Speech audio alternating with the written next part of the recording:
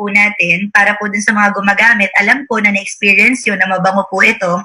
Tapos, nakakatuwa kasi it helps deeply cleanse blemished skin. Okay? Yung mga acne, yung mga pimples sa likod, tapos may mga skin problems, may mga naging clients po kami, ito sabihin ko na may buni, alipunga, ganyan, di ba? Body odor pwede din, lalo pagka halimbawa yung mga bata, medyo lumalaki, tapos nangangasim yung amoy nila. Ito po yung nakakatulong para po magkaroon ng magandang amoy. Okay? So mawala po yung pangangasim. Tapos sa mga psoriasis, nakakatulong din po ito. Yan, sa skin asthma, pwede rin po. Nung uso ang dengue, maubos-ubos po itong sabon po na to kasi meron siyang tea tree oil. Okay, si tea tree oil, masakit po sa ilong po o pang-amoy po ng lamok po iyan. So ito po yung protection, okay? So natin para hindi po tayo lamukin. Ayan. And kung halimbawa naman po, ayan, so paano to gagamitin?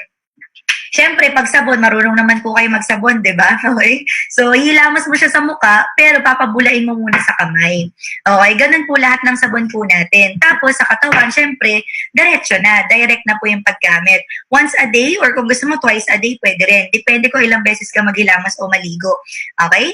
Tapos, siyempre, yan. Meron din tayong Sakura Burberry. So, for whitening naman po ito. Mataas po